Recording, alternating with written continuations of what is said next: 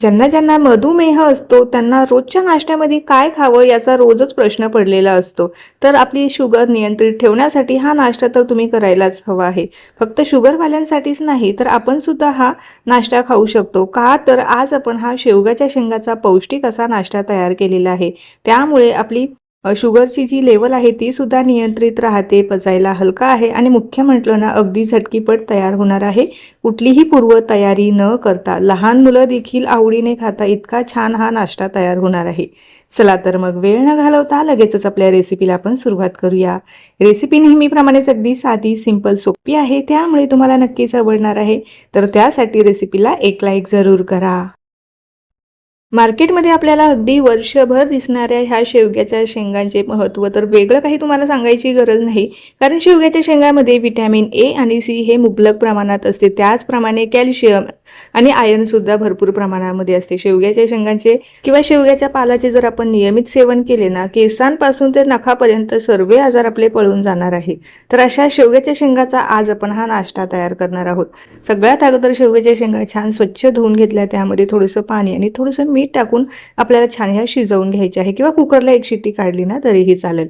मी हा पातेल्यामध्ये छान अशा शिजवून घेतलेल्या आहे. आता ह्या शेवग्याच्या शेंगाचा आपल्याला गर लागणार आहे. बरेच जण याचं सूप बनवता अगदी सेम त्याच पद्धतीने आपल्याला याचा गर काढावा लागणार आहे.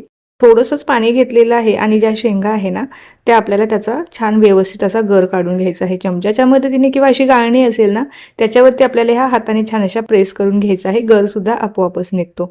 बरेचदा आपण जेव्हा डॉक्टरकडे जातो ना तेव्हा डॉक्टर आपल्याला सांगतच असतो की शेवग्याचं शेंगाचं सूप तुम्ही नियमित सेवन करा. त्यामुळे ना आपले वजन नियंत्रित राहण्यास मदत होते. जे लोक डाएट करतात ना त्यांनी हे शेवग्याच्या शेंगाचे सूप तर रोजच पिले पाहिजे. त्यांच्यासाठी तर अगदी वरदानच आहे. छान असा याचा मी गर काढून घेतलेला आहे. असा हा गर आपल्या या ठिकाणी तयार झालेला आहे. आता यामध्ये थोडंसंच पाणी मी ठेवलेलं होतं. बाकीचा संपूर्ण गर मी हा काढून घेतलेला आहे. आता हा गर वापरून आपल्याला हा नाश्ता बनवायचा आहे किंवा जर तुम्हाला हा नाश्त्यामध्ये वापरायचा नसेल ना हा गर वापरून तुम्ही छान असे पराठे सुद्धा बनवू शकता किंवा छान असं सूप सुद्धा बनवू शकता. ते तुमच्यावर डिपेंड आहे तुम्हाला याचं काय बनवायचं आहे. परंतु आज मी तुम्हाला याचा मस्त असा सोप्पा नाश्ता बनवून दाखवते. तर रवा तुम्ही या ठिकाणी कुठलाही घेतला ना तरीही चालेल. जाड बारीक असं काही नाही कारण आपण याला मिक्सरला फिरवणार आहोत. याची पेस्ट तयार करणार आहोत. तुम्हाला अजूनच पौष्टिक बनवायचं असेल तर ज्वारीचं पीठ जरी वापरलं ना तरीही काहीच हरकत नाही. त्यानंतर पाव कप शक्यतो फ्रेश दही घ्यायचं आहे. जास्त दिवसाचं नको. त्यामध्ये थोडंसं पाणी टाकलेलं आहे. जशी जशी आवश्यकता लागत तसं तसं नंतर सुद्धा तुम्ही पाणी ॲडजस्ट करू शकता जेव्हा मिक्सरला फिरवत असू तेव्हा. तर हे पहा अशी मी पेस्ट तयार करून घेतलेली आहे. आता ही पेस्ट आपण ह्या एका बाउलमध्ये काढून घेऊया आणि एक 2 ते 3 मिनिटासाठी ना हलकं करून घेऊया, फेटून घेऊया. जेवढं तुम्ही याला फेटून घेणार ना पीठ छान हलकं होणार आणि आपला नाश्ता सुद्धा छान मऊसूत आणि जाळीदार तयार होणार आहे. एकाच डायरेक्शनने छान असं आपल्याला फेटून घ्यायचं आहे. आता हे बऱ्यापैकी घट्ट आहे आणि थोडंसं घट्टच ठेवायचं आहे कारण आपण जो शेंगांचा गर घेतलेला आहे ना तो थोडासा पातळ असल्यामुळे हे मिश्रण थोडंसं घट्ट असायला हवं. आता थोडा थोडा करून आपण ह्यामध्ये हा गर टाकून घेऊया. अगदीच एकदा घालू नका नाहीतर मिश्रण जास्त पातळ झालं ना नंतर पुढे जाऊन प्रॉब्लेम होणार आहे. त्यामुळे अगदी थोडा थोडा टाकायचा आहे. जशी जशी आवश्यकता लागेल तसं तसं आपल्याला ह्यामध्ये हा गर मिसळायचा आहे आणि छान एकजीव करायचा आहे.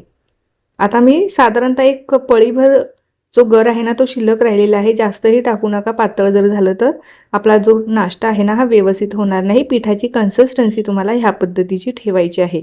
हे पहा अगदी जास्त पातळही ठेवू नका आणि अगदी जास्त घट्टही ठेवू नका.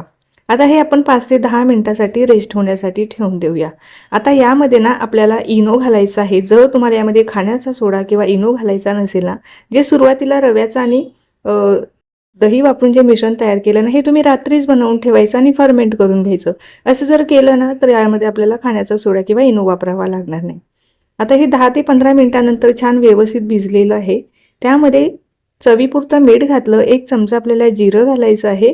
त्यानंतर 2 चमचे आपल्याला साधं तेल घालायचं आहे. मोहन इथे मी घातलेलं नाही, फक्त साधं तेल घातलेलं आहे. आता हे सुद्धा छान एकजीव करून घेऊया.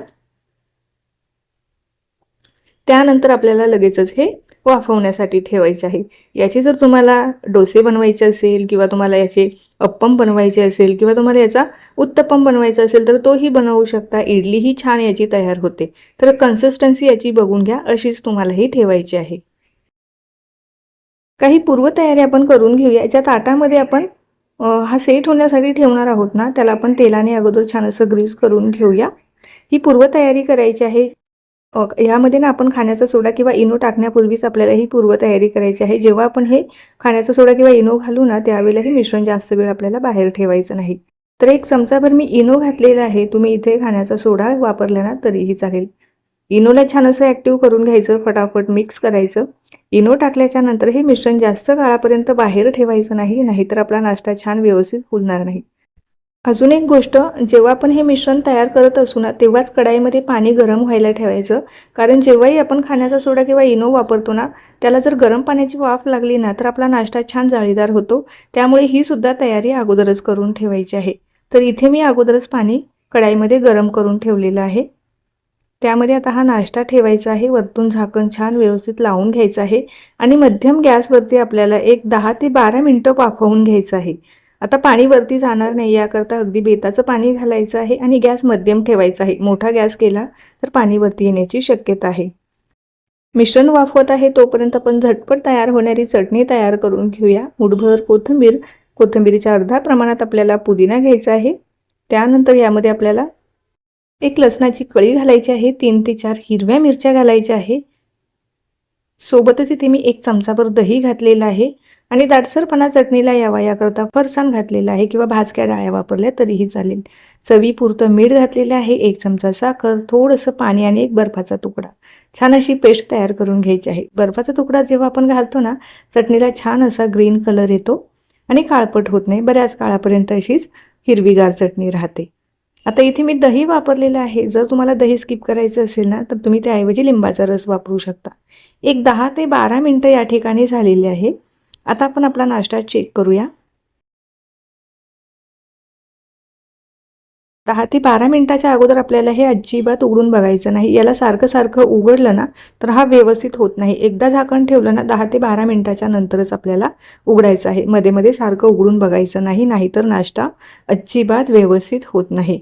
पूर्णपणे थंड करून घेतला, त्यानंतर तुम्ही हव्या त्या आकारामध्ये याला कट करून घेऊ शकता. ह्याला आता मी ट्रायंगल शेपमध्ये कट करणार आहे, कारण मुलांना हा ट्रायंगल शेप फार आवडतो. जसं आपण पिझ्झाला कट करतो ना, अगदी तसंच करायचं, कारण लहान मुलंसुद्धा पिझ्झा म्हणून याला खाऊ शकतात. तर हे पहा, मस्त असा हा मऊ लुसलुशीत हा आपला नाश्ता इथे तयार झालेला आहे. आता यामध्ये ना मी शेवग्याचं जे पाणी आहे ना ते वापरलेलं आहे. तुम्हाला यामध्ये अजून पौष्टिक बनवायचं असेल तर तुम्ही भाज्या वापरल्या ना तरीही चालेल. जे कुठले भाज्या मुलं खात नाहीत त्या तुम्ही यामध्ये घालू शकता, कारण हा चवीला फार छान लागतो. आता हा असाच खाण्यापेक्षा ना असं तव्यावरती चमचाभर तेल किंवा तुम्ही बटर घालू शकता. छान असा दोन्ही बाजूनी क्रिस्पी केला ना, त्याची चव अजूनच भारी लागते, अजूनच छान क्रिस्पी कुरकुरीत होतो. नुसताच खाण्यापेक्षा ना असं मस्त तव्यावरती इथे मी तेल टाकून घेतलेलं आहे आणि थोडासा पावभाजी मसाला घातलेला आहे. त्यावरती आपण हा दोन्ही बाजूनी छान खरपूस असा भाजून घ्यायचा आहे कुरकुरीत होईपर्यंत. आता इथे तुम्हाला पावभाजी मसाला वापरायचा नसेल ना, तर तुम्ही ते सांबर मसाला किंवा आपली साधी सिंपल लाल मिरची पावडर वापरली ना तरीही चालेल, किंवा नुसताच तुम्ही बटरवरती शेकला ना तर अजूनच छान लागणार आहे. बऱ्याचदा लहान मुलं तिखट खात नाहीत, तर त्यांना तुम्ही फक्त बटर किंवा तुपावरती याला शेकून देऊ शकता.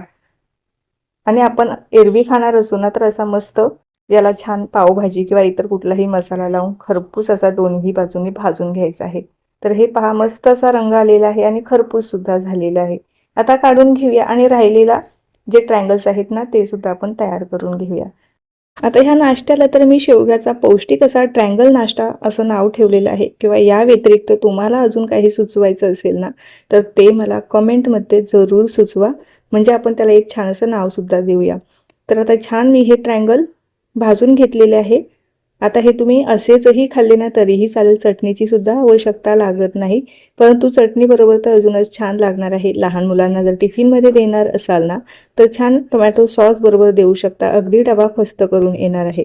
मस्त दिसत आहे, रंगही छान आलेला आहे आणि खायला सुद्धा अगदी पौष्टिक आहे. तर मग कशी वाटली तुम्हाला ही नाश्त्याची रेसिपी जर तुम्हाला जराही कुठे आवडली असेल ना, तर रेसिपीला लाईक करायला अजिबात विसरू नका. तसेच तुमच्या मित्रपरिवाराबरोबर, नातेवाईकांबरोबर सुद्धा शेअर करा.